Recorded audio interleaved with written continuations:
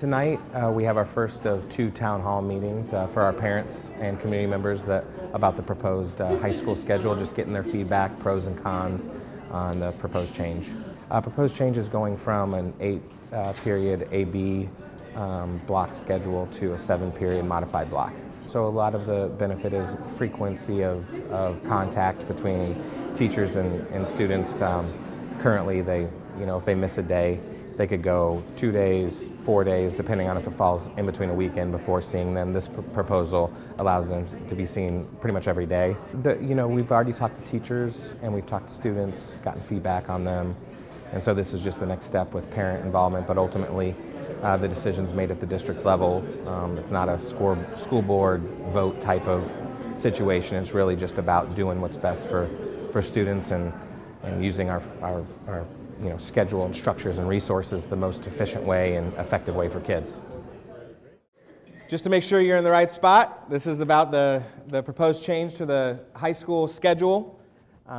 We also have a meeting tomorrow afternoon during lunch hours for those that work at night and can't make it tonight.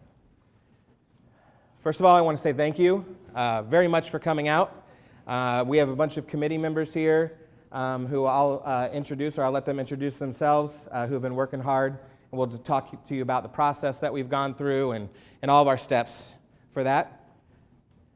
And here's some of the committee members. Let me introduce myself first. I'm Mike Vukovic. I am the director of high schools, all high schools except for Hoover, who David Johns supports. He's in, I think, New York right now, so he couldn't make it today, but he said welcome, and please email him if you have any questions. He's available for you. But I've been in this job. This is my 2nd year in this role. Previously, before that, I was at North High School as the principal there, school improvement leader, and I also taught at Hoover before coming here from Atlanta, Georgia. So I just want to make sure, can everybody hear me? Is this a good volume? Yeah? Okay. Real quick, we have most of our committee here today. So I'll let them kind of introduce themselves. Caitlin, this is Caitlin Evans right here, and she's our district scheduling specialist. I guess since I have the mic, I'll go ahead and introduce them so that you can hear. We have Noelle Tickey in the back right there. She's our executive director of teaching and learning. Paul Williamson, principal at Lincoln High School. Sherry Poole, right back here. She's been working hard with us at Hoover. She was at North and now principal at Hoover High School. Jessica Gogarty, up here. She's our director of Central Academy. Tasha Brown, where you at? Right back here. She's our director of Central Campus. Joe Blazovich couldn't be here tonight, but he was representing Roosevelt. He's the vice principal there. And then Amber Graber couldn't be here as well, and she's an instructional coach and Roosevelt High School teacher. So first, I just want to thank them for all their work, and they'll be around to help you throughout the night if you have any questions. We have restrooms right out here to the right, so please, if you take care of yourself, if you have to answer a phone call or anything like that, just feel free to stand up and go. We only have one break kind of built in, and I'll explain to you that transition piece here in a second. But let's talk about the process for tonight. I want to make sure as we talked about this that everybody has their voice heard. And so when we run a town hall like this, we really like to make sure that we give a lot of information up front so that people understand what we're talking about. Just in the last couple days, there's been a news there's been a printed story in the Des Moines Register, and there's been a news story down in KCCI. Both of them were trying to be very informative, but both of them had false information in them. So we wanted to make sure that we cleared up information and present the information because there's a lot that goes into this decision, and we want to make sure that we give all that information before we kind of open it up to questions. So here's the process that we'll use today. First part is a PowerPoint. Both Caitlin and I will speak to it. Some of the messages kind of are, we mentioned them a couple times. They're redundant, but they're important. That's why we mentioned them a couple times. On your one sheet, everybody should have had a one sheet. On the back, on the bottom of the back side of that, there should be some information there. And I think one of them says questions. Yep. And so if you have a phone or a computer or anything mobile, that is a spot where you can go to. You just type in that address, then type in that code. It'll ask you for the event code. And right when you go there, it has a little box that says social question and answer. All you have to do is click on that, and you can ask any question at any time tonight and post it there. Jessica is up here on the computer. She's going to be replying to those questions all night. And when we get to the question and answer format at the end, we'll also put that on the screen and kind of show that so that everybody knows that whatever questions were asked, we're answering for transparency. Okay? If you do not have a mobile device, or you'd rather not do that, we have note cards. And who has my note cards? Noel has my note cards. I think Paul does as well, right? Yep, he does. So if you want some note cards and would rather not do it on the social platform, because I do believe we might hit the capacity. I think it's like 30, or else I had to start paying $100 to get more people on it. You can have note cards and just write your questions on there, hold them up, and we'll come grab them from you and make sure we answer them tonight as we go through. Okay? So feel free, that way you can have note cards. If you'd like some note cards, you can raise them right now, raise your hand right now, and they'll come start delivering them. They also have pens that you can write.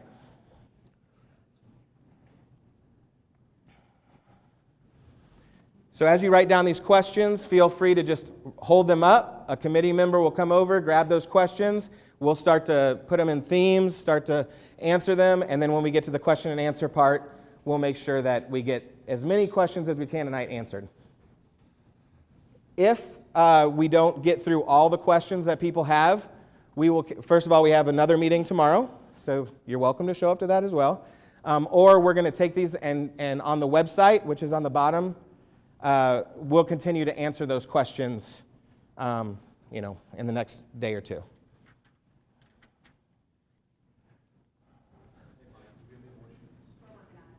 Yep. So after we complete the information part, the part one of our process, at any time you can be turning in questions, but we'll also give you a 5-minute break so that you can take some time if you're a processor and you don't want to do it right in, you want to listen to it all. We're going to take a 5-minute break, and we'll start to look over the questions and organize that and switch the platform, and you can have time to turn in questions during that time as well. Okay? When that's done, we will then take time. We'll probably start with Jessica with the online version, put them up there, and we'll show you what people have been asking and answer those questions. And again, if you have more questions, you can continue to submit them. And then we'll go to the cards and we'll start answering those questions as well. The main reason that we have this format is because we want to make sure that everybody has a chance to have their questions heard and answered, and that we have a small amount of time and a lot of people, and we don't want to have back and forth and make sure that we don't spend an inordinate amount of time with just one person and we give everybody equal voice. Okay? And I mentioned that. All right, so we'll go ahead and get started on the why. And these are overviews, so the slides that follow this will kind of answer each of these bullets. So we have implications of not changing. So one of the things that I'll talk about that's an extremely important part of this is we're actually not comparing status quo current to next year. Because even if we were to keep this schedule, it would not be the status quo. It would not be exactly the same way we experience it next year due to other circumstances, which I'll explain. Issues with the current schedule: increased classroom interactions, improved student relationships, and increased teacher utilization rates. So that's the why.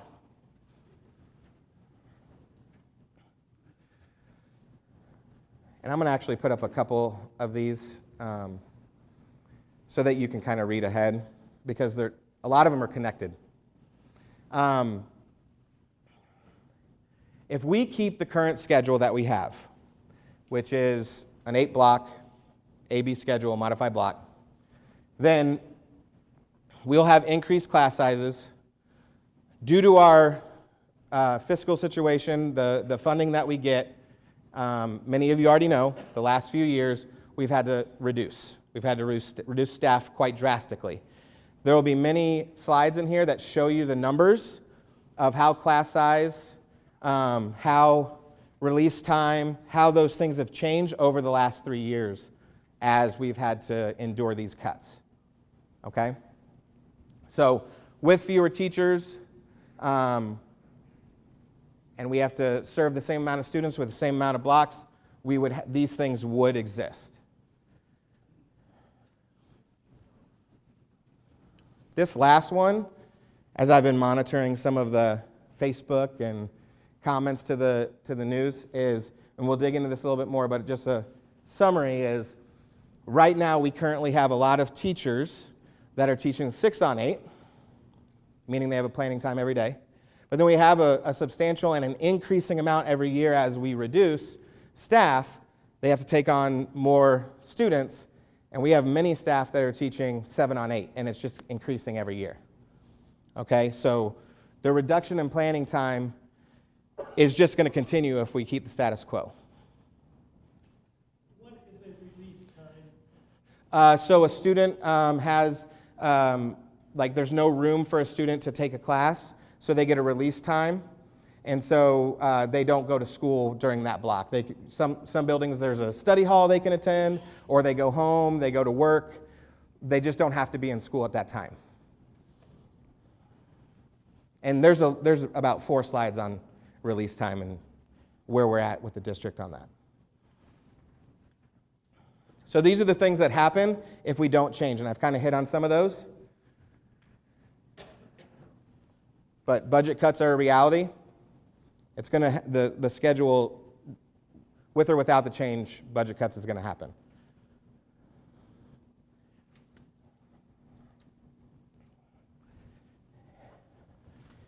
I think I got a pointer on here. Yes. So what you see here are core classes on the left, and then elective classes. So core classes are like your maths, your English, things of that nature. Electives are like woods, music, the non-core. And those are on your right-hand side. Mike, are these going to be available for us to see outside of here? Yeah, so the PowerPoint, I believe, Phil, is on the website, correct? Okay. It will be? Okay. Yeah. Yep. So just take a second, and you can see the trend of the average high school class size over the last few years. And that's 16, 17 right here. This is 16, 17, 17, 18, 18, 19. So green is the current year. Over here. Green is the current year.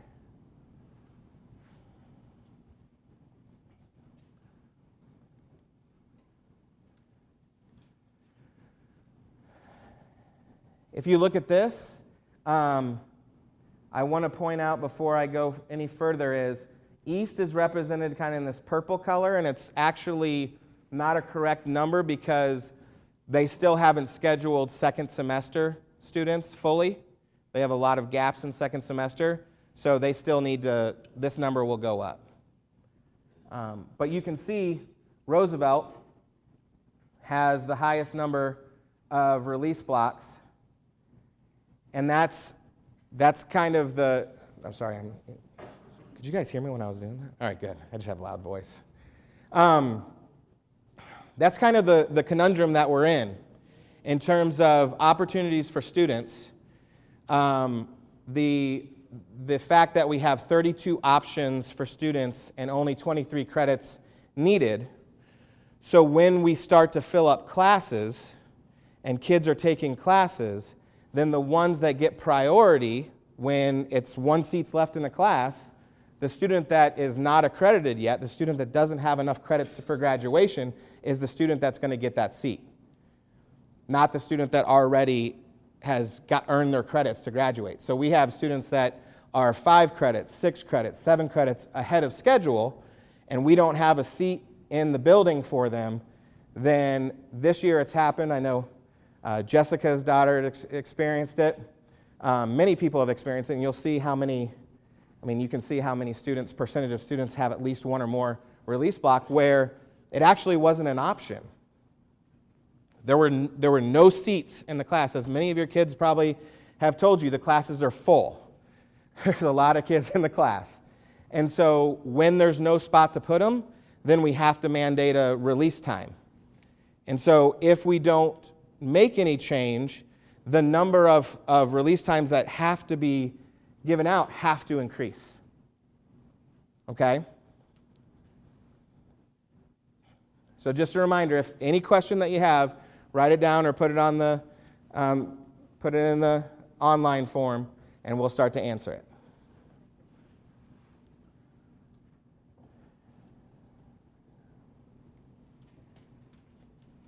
That bottom, in case you can't see that bottom one, it says forced release time for students who are on track to graduate will become more common in each of the comprehensive high schools. So again, that goes to we don't have anywhere to put them. Students that need the credit to graduate get the first priority in classes. Students have to take release time. And that's not something we want to do. It's a current reality, and it's just increasing.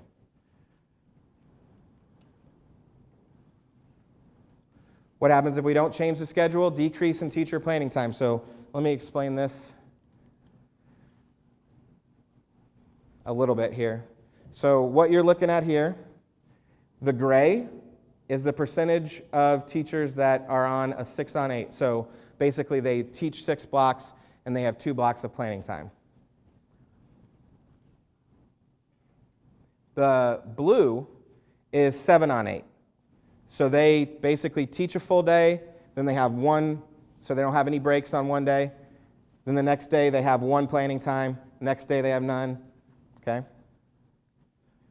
And then these 8-on-8s, which are the green, are actually, those are chosen by the teacher. It's usually, I think they're all central campus, which they've chosen to do that to offer their programming to students and are able to do that. So the main lines to look at here are the green, or the blue and gray. So what you can see is this is a trending in the wrong direction in terms of planning time, where each year that we have to make budget cuts and we stay with 8 requested blocks and 32 credits, we've actually, in order to serve more students, we've had to have teachers move more to 7-on-8, which is much less planning time than the proposed schedule that is proposed for next year. Okay? So the 6-on-8s, those are going down. It went from 86 to 70. So that's a huge problem, and again, that trend would continue if we maintain the status quo. It'd be much more drastic. So that's a big piece of when we met with teachers, why teachers were like, well, we can see the writing on the wall as we start to do this, more and more teachers are going to go to 7-on-8. And that's not something that teachers want to do. Nor is it best for students or teachers.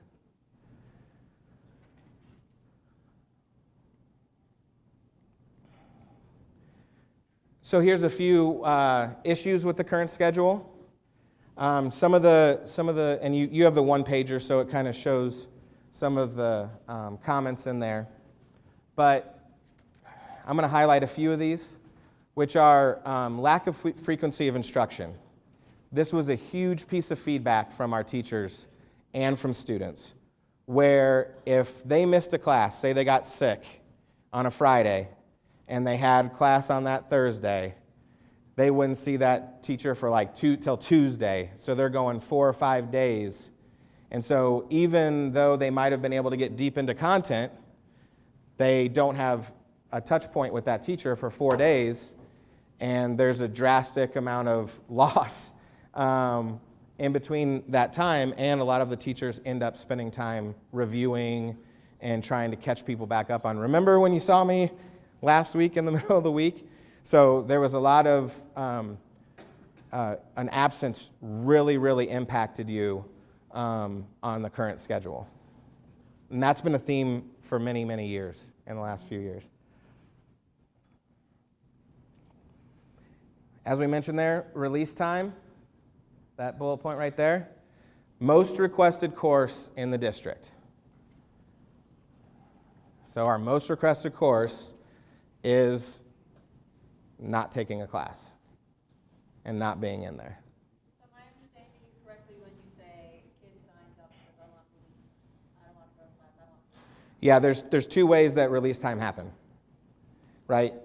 Release time is, sorry, we don't have anywhere for you. You're going to take release time. We call the parents. Parents not happy about it. Administrators not happy about it. Counselors not happy about it. Students not happy about it, but we have nowhere to put them. So it's like study hall or release time. Or the other one is, yep, I'm good. I got all this. I'd like to request release time. So they happen two different ways.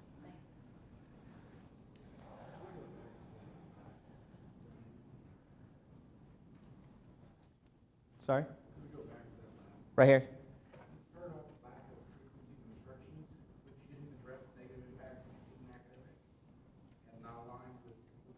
Sure.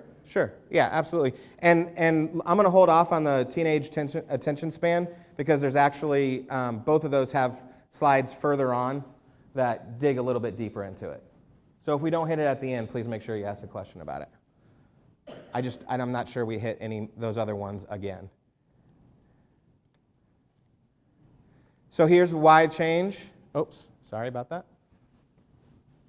As you can see on the one pager that you have, there's an increase in classroom interactions, more instructional minutes. So the kids actually are with the teacher for more minutes on the new proposed schedule than they are on the current schedule. And as I mentioned before, more frequent interaction. So the kids are going to be seen pretty much every day except for the modified block day, which they won't be seen one of those 2 days by the teacher.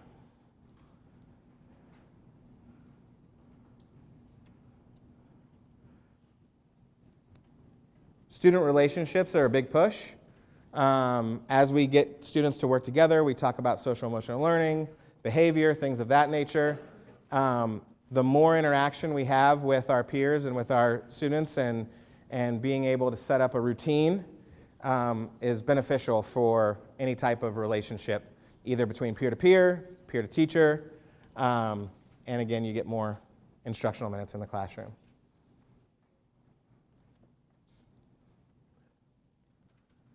All right, I'm going to put all this up. This is all, I think this is on your sheet as well, isn't it? If not, it's on the website that you can see. But it's kind of hard to see, so I'm going to read this for you. But this basically says, switching from a 4x4 block schedule to a 7-period schedule would increase teacher utilization from 75% to 86%, assuming teachers are given one planning period. Okay, so basically what that's saying is going from 6 on 8, right? So in the current format, if you're a 6 on 8 teacher, to going to 6 on 7 just means, and I'm going to highlight the bottom one right here. Basically, the proposed schedule would increase the number of teachers assigned to teach classes each period to 86%, meaning 11% more building teachers would be teaching each period. So it's basically just saying that a higher percentage of the time is in contact with students. Okay? Just in full transparency, this was, and we'll talk about it later, DM group came up with this slide, and it used to say free period on here, and they're not free periods, they're planning periods. So teachers are working and getting ready for class and grading and doing all those things during those times. So it's not about them just taking a period off. It's, instead of having one every day, they're going to have one every day except for one of the modified block days.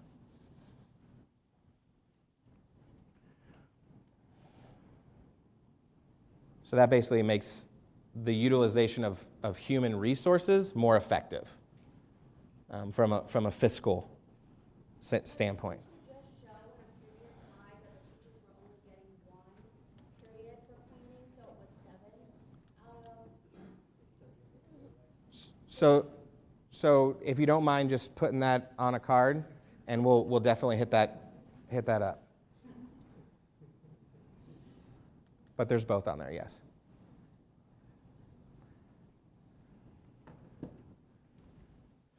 All right, and so the final one is provides a way to mediate the impact of budget cuts and staff reductions without increasing class sizes.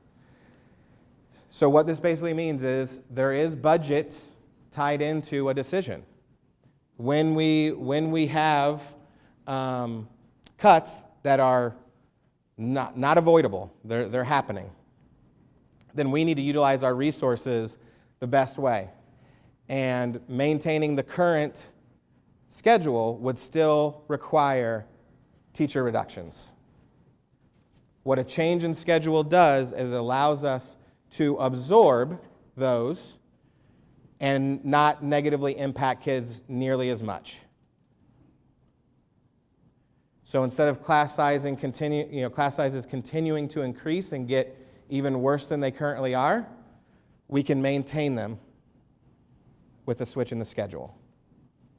So there is absolutely budgetary reasons for doing it, but it's not solely the only reason.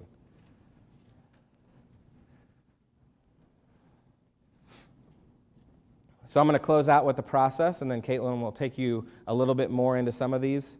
And please feel free to write down questions because we're going to answer them. And I know this process seems a little weird because you're like, stop asking questions, write it down, we'll answer it. But it just helps us be a little bit more productive so everybody can have a voice. So I appreciate you staying with us and respecting that process so far, so thank you. Process this far, it's not a new issue. If you have had kids in the district or you've worked in the district, you know that changing the schedule has been brought up many times. When I was at North as the principal, it was brought up many times in the last 10 years. Current block schedule began in 2010-2011. EQ committee and district leadership meet to discuss schedule options in 2012. This is before my role in there. Curriculum department meetings in 2015 to discuss possible benefits to changing the schedule. So this is really where attendance and things like that started to percolate from the teaching ranks of when my kid misses a class, I am really struggling to get them back on track because I don't see them for many days. And also, even when they do show up, I'm still missing them every other day, and it's really a hard thing to do. In 2015, a scheduling consultant was hired to review options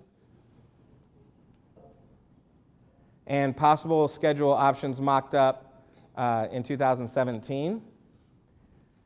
And the DM group was hired to review master scheduling process and schedule options in 2017 and 18. I'm going to go back to the scheduling consultant hired to review options in 2015. And that at that time, I was principal at North, so I was in several of those meetings. I can't even remember what the guy's name was, but he came in and we had tons of meetings and tons of ideas, and his basically mission was to find a schedule that worked. That was basically the charge. And basically, I think there was like a 10 or 20 page or something, a long report that basically said none of these schedules will work. I mean, there's pros and cons because of parameters that existed at that time. So existing on that time was we weren't in exactly the same fiscal shape as we are right now.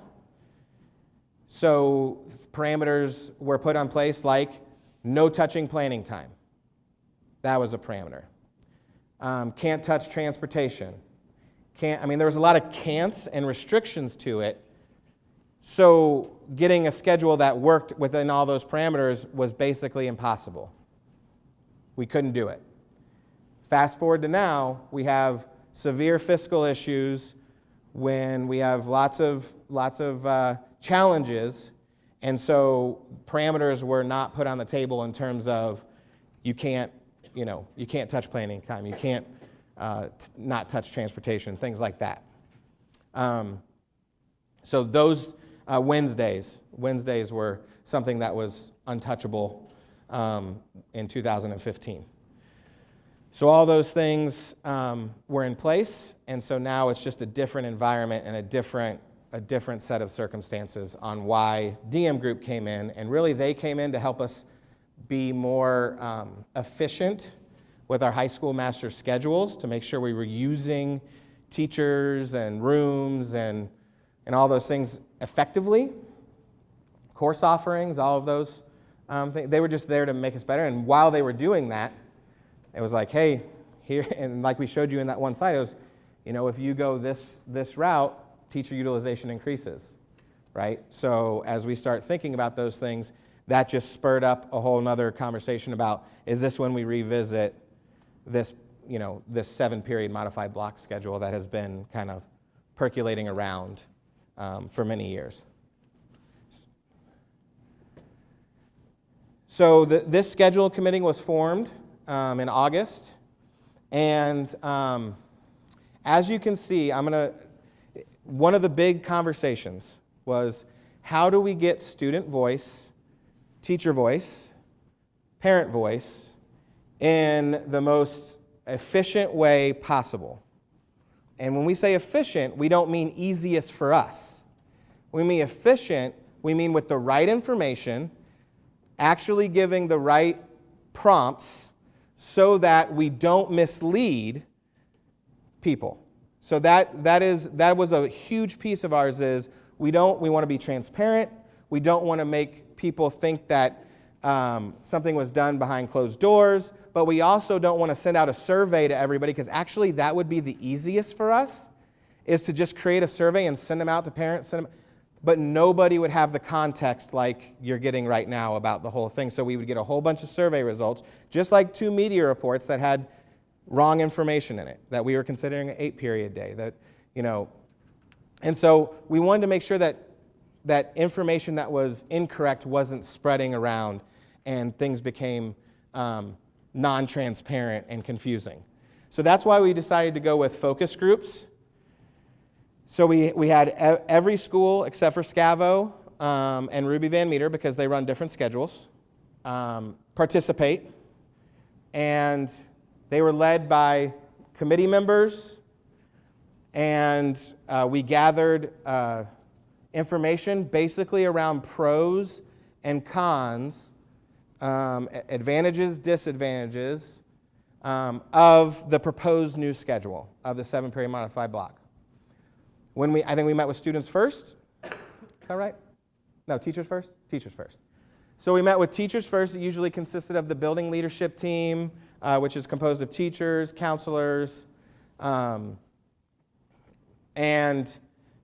they basically got a similar presentation, talking about what it is, informing them. And then they gave pros of it, cons of it, and then questions. And they were able to list all the questions. We then took that back to the committee, debriefed on all of them, gave an update to central office staff, and then we went to students. We met with students, grades 9 through 12, diverse students. We had students from our special ed programs. We had ELL students. We had students from different ethnicities, making sure we had a diverse group. And we did the same process. We gave them the information. We talked to them about this piece, the schedule and implications. And then we allowed them to give us all the pros, all the cons, and then ask questions. What was interesting about that when we took them back, both of those two groups, pros and cons were very similar in terms of you can look at something like frequency of contact and view it as a pro in one argument and then a con in another one, right? So we had a lot of issues that kids actually could argue both sides of that, right? So I really love the fact that I'm going to be able to be with that teacher every day. But if they didn't like the teacher, then that was a con. They really liked that there were more classes, so they didn't have to sit in class for very long. But if they really liked the class, they really wanted to be in that class for a long period of time. So they would say it as a pro, and then they go to con, and they're like, yeah, but the other side. So that was very common around passing times and student relationships and things of that nature.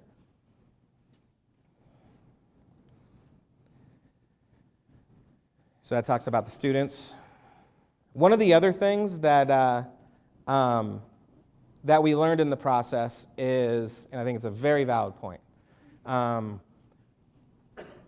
they want to know what's done with that feedback, right? So a lot of the things was like, so I give feedback a lot, but then what? Like, we never get reconvened to like say, hey, how did you use this time where I gave you feedback to help you do that? So if we move forward and the superintendent and district decides to move forward, that's definitely how we're going to use it. So I'll give you a couple examples. Students are worried, moving to a 7-period day, that they're going to have a lot more homework because everybody's going to give homework on one day. That was a concern that came out of the group. They're also concerned that they're going to show up and have 7 tests in one day. That's a valid concern that they have.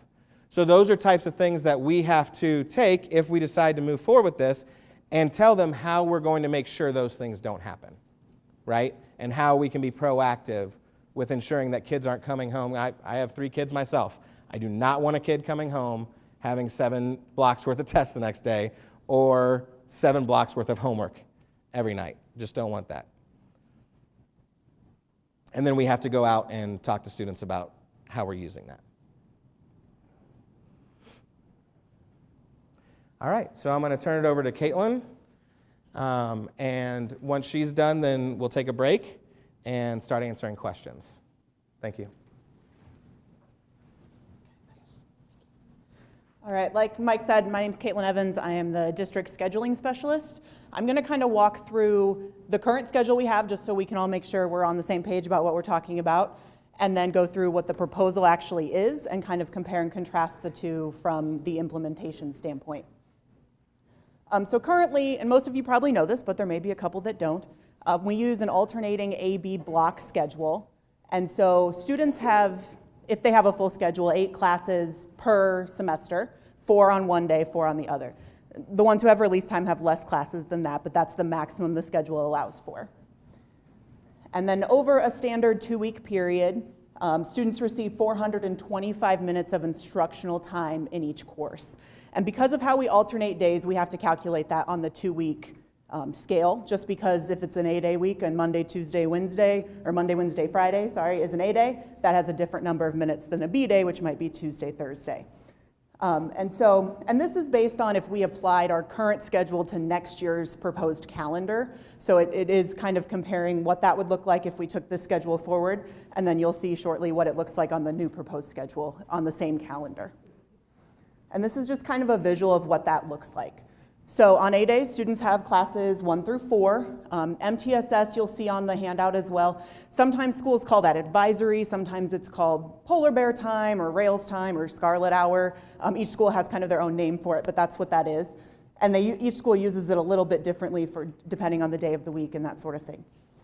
And so classes are about 85 minutes, and that's what we would consider applying to next year's proposed calendar with a 35-minute MTSS period. The MTSS is like the advisory, rails time, polar bear time, yeah. And so what we're proposing is a 7-period modified block schedule. And so students would take 7 classes per semester instead of 8, with those 7 classes all meeting 3 days a week, and then alternating 2 days a week for an extended class period on a block day. And so over a 2-week period, just so we can compare the same set of time, they would receive 460 minutes of instructional time per course. And so that would look like this, which at first glance looks a little more confusing. But if you look at it, what you'll see is Monday, Tuesday, and Friday are identical. So you'll have all 7 classes plus an MTSS period. Those classes will meet for about 45 minutes. And every Monday is the same as every other Monday. Every Tuesday is always the same as every other Tuesday. So it won't be the rotating A, B that we have now where some Mondays are A days and some Mondays are B days. And then you would have your block days Wednesday and Thursday. Because we're proposing to go to a 7-period based schedule, it's an odd number, so one class does have to meet every day. And then we, after some feedback, and I'll talk about this a little bit later, went with period 1. So you'd have period 1 every day. So every day would start identically for the students, where they would go when they get to school if they have a first period class. And then Wednesdays you would have your even numbered blocks, and those would be for 95 minutes. And then on Thursdays you would have your odd numbered blocks, so 3, 5, and 7. Same for 95 minutes. And so when we kind of compare the nuts and bolts, and I'll walk through each of these different criteria that we're looking at, this is how the two schedules line up. So when you're looking at instructional minutes, the current schedule over a 2-week period would have 425 minutes, and the proposed schedule is 460 minutes per class. If you take that out over a semester, you're looking at just over 3,500 minutes on the current schedule and just over 3,800 minutes on the proposal. So it is an increase in instructional time for all of the class periods over that semester-long or year-long class. The other thing that we look at, and this was one of the feedback points we got a lot in previous surveys about schedules and issues with the schedule, is the frequency of instruction, and specifically the impacts of absence on that instruction. And so in the current schedule, over a 2-week period, teachers will see each class 5 times. 1 week they'll see it Monday, Wednesday, Friday. 1 week they see them Tuesday, Thursday. So if they miss one of those days and there happens to be no school on Monday for a holiday, they can actually go an entire calendar week between classes, which is a significant amount of time before you get to that class again. On the proposal, every class would meet 8 days out of the 2-week period, with period 1 meeting all 10 days. So the frequency with which students and teachers see each other for each class is increased on this proposal. One of the things that was brought up a lot as pros and cons was daily transitions, and it was brought up by some people as a pro, like Mike said, and some people as a con, like Mike said. But on the current schedule, students have 4 daily transitions between classes right now. And on the proposal, on the non-block days, they would have 7, because they'd be going to more classes. The block days would be the same. They'd still have 4 transitions per class, or per day. And then the teacher utilization rate, and like Mike said, that's the percentage of teachers that are actively in front of a classroom each period based on the planning and time that they have in the classes they're teaching, would go from the majority of teachers right now are utilized 75% of the time for those 6 on 8. And that's about 70% of our current staff in high school right now is teaching 6 on 8. And then in the proposal, all teachers would be 6 on 7, and that would bring that utilization rate or efficiency up to 86%. And we'll kind of walk through each of these a little bit. Some of it's a little redundant, so I'll go kind of quickly through it. But these are all implications of our current schedule versus implications of the proposal. So the current schedule, students can earn up to 32 credits over 4 years, and they need 23 to graduate. And that's assuming they take a full schedule every single semester. They only have 4 classes to focus on each day, which some students and teachers thought was a benefit. And there are fewer student transitions. So some people, like Mike said, that was a pro, that there were less time in the hallways, and some kids thought that was a con, because they wanted to spend more time between classes on a brain break or seeing their friends in the hallway. So a couple more implications of our current schedule is this lack of frequency issue. So a single absence can result in students not seeing a teacher for a full calendar week, depending on what week it falls on, which is difficult for the teacher and the student to kind of catch up from. And then the length of class periods not being aligned with the typical teenager attention span. With that 90-minute period, it's sometimes kind of difficult for kids to stay focused that duration of that longer class. And then kind of in contrast, here are some implications with the proposal. So the increased instructional minutes, so it would go from 425 to 460 over a 2-week period, which is about a difference of 300 over the course of the semester. Increased consistency of student interactions, and so students and staff would see each other consistently every day or 4 days a week. Students would also see their peers more consistently by seeing them in classes at 4 days or 5 days a week, depending on what period you're talking about. And then it also provides a way to sort of lessen or mitigate the effects of staff reductions on class sizes. So like Mike showed you, as the class sizes have on trend been going up over the last 3 years, this would be a way to help prevent that trend from continuing, given the reality we're in with potential budget cuts. And it also represents an increase in planning time for those just over a fourth of our teachers that are currently teaching 7 on 8. And it's the same amount of increase for them as it is for students in instructional time. So it's about 300 more minutes a semester for those teachers that are currently 7 on 8 in the current schedule. And then some other implications. On the proposed schedule, students would have an opportunity to earn 28 credits, which is 4 fewer than the current schedule. An increased number of transitions on those non-block days, so those that view that as a pro like it, and those that view it as a con don't. And then it would be a decrease in planning time for teachers that are currently 6 on 8, although that's something that we'd be looking at regardless of the schedule, given more teachers would be going to that 7 on 8 schedule if we stayed in the current block for next year. And one thing that they really wanted us to look at was, how does this kind of impact the district's goal for equity? And in relationship to equity for students, that the more instructional time, the increased frequency, improved relationships benefits all students, but particularly our marginalized population. And also equity for teachers. Right now, like we said, 1 in 4 teachers currently teaches 7 on 8 in the schedule, and that number would continue to increase. But they have the same, essentially, contract as the teachers that are teaching 6 on 8. And so the numbers of teachers in this situation will continue to rise in the current reality if we don't address it with the schedule. So this just kind of brings that back in a summary for you. So you're looking at about 300 minutes of instructional time increase over a semester, increased frequency from 5 to 8 to 10 days per every 2-week period, depending on the class, more transitions, and a higher teacher utilization rate on the proposal. And so Mike mentioned that we've kind of gone through a lot of this process of getting feedback from people. So we wanted to give you a couple examples of how we've taken that and adjusted what this proposal looks like.